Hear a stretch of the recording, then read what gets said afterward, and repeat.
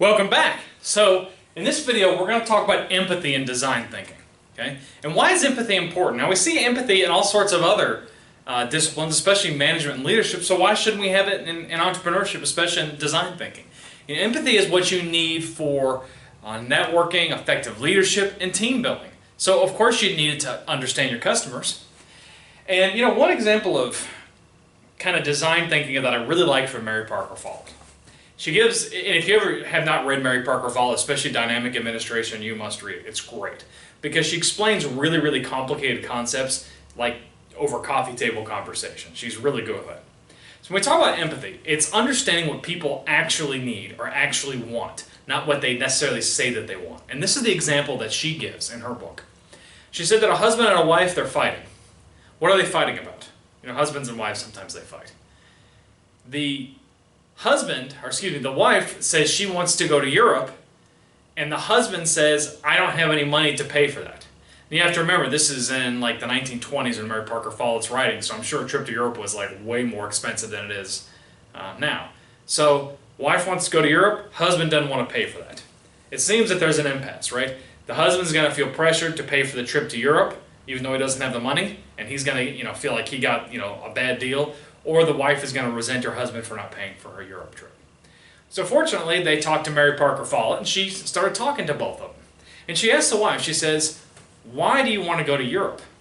And she says, because I heard that there are people who desperately need my help. And she said, well, what do you mean they desperately need your help? She said, well, she had read in the newspaper that there was a lot of poverty in Europe, and they needed people with kind of a community service mindset that could go and volunteer. Okay? Mary Parker Falk looked at her and she said, well, I'll tell you what. I know they were living in Pennsylvania somewhere. I forgot where. She said, did you know in Cleveland there are people who also desperately need help for these same reasons? And she looks at the husband and she said, do you think that you could pay for a trip for her to go to Cleveland and help these people? He says, yeah, I can pay for a trip to Cleveland. I can't pay for a trip to Europe. And she said, well, wouldn't you rather go to Cleveland? Wouldn't that better suit your needs? Because these are people who definitely need the help more than those people in Europe. And the wife says, yeah, I would like that. And so everybody was a winner. The husband paid for a trip that he could afford. The wife got not what she said she wanted to go to Europe, but got what she actually wanted, to help people in need. Okay? That's a good example of empathy. So a whole lot of design thinking is focusing not just on the how people do stuff, like exactly what processes do they use, but why. Right? So again, thinking back to the coffee shop example. Okay, you look at what people are doing at the coffee shop. And you notice maybe, the actual process, they like interacting with the barista, that seems to be a thing. They like the way the actual shop is set up. They like that kind of process. And maybe there's some things about the process they don't like. Maybe they don't like the fact that they've got to wait for their croissants to come out, or it takes too long for their croissants, or something like that. Maybe there's certain aspects of the process that they don't like, the how. But then you got to look at the why, right? So if they don't like certain parts of the process, why do they keep coming back to the coffee shop? Well, they like coming to a particular, and especially I think about LA, coffee shops are always full. And you look, who's in those coffee shops? It's students who need a place to study. It's a lot of people who can't work in their homes, but they have like a home business, but they're working out of a coffee shop. So, it's like, I'm going to go to this one place, the coffee's not very good, the croissants aren't very good, but the furniture is comfortable, I can sit here and I can work undisturbed. That's why I'm coming here. Right? But of course, if there was somewhere that had like a little bit better coffee, but then the same kind of like workplace environment or that cozy workplace atmosphere, they're going to go there. So you need to look at the why. Why are you actually coming here? You may be frustrated with some process about how you get your coffee and food, but if you're not really going to the coffee shop for coffee and food, you're going there for some other reason. You want to make sure you capitalize on the real reason that they're going, and then maybe enhance some of the things that are a little bit less desirable. Right? When you look at physical and emotional needs, right? There was one coffee shop kind of down the road, and I noticed there were a lot of older people that were always in there.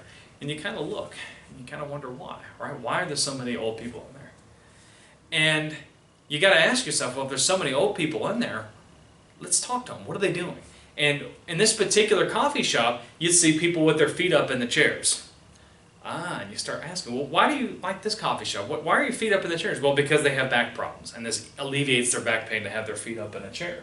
So that's an example of a physical need, and that's why older people were attracted to this particular coffee shop, as opposed to the other ones where you had the chair, your feet kind of down in the ground. Okay. There's also emotional needs, right? There was a coffee shop I used to go to in France all the time, right? And it satisfied my emotional needs. They made pies just the way my mom made them, and I told them, like, these are like the best pies ever, except the ones my mom makes, right? So, it's like going home, right? So that satisfies a certain kind of an emotional need. Now, that's something that you would have trouble just observing, guessing that pies are just like my mom's, but you could ask, like, what is it about this place that you like? Well, it's just like my mom's cooking. Okay, that makes sense. Looking at the way people think and feel, right? What are they thinking about, right?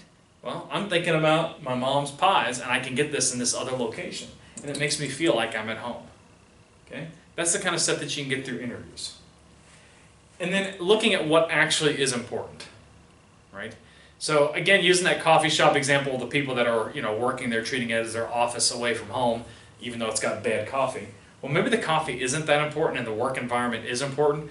However, it's still a coffee shop, so focus on making sure it's a nice, homey environment for people to work, but also make sure that you do at least a passable job with the coffee. So this is some examples of empathy in design thinking. In the next video, we're going to look at the different components of design thinking. As always, hit that thumbs up, that's a like if you've enjoyed this video. Make sure you comment down below and hit that subscribe button. I'm a starving YouTube creator. Hope you've enjoyed this video. I'll see you in the next one.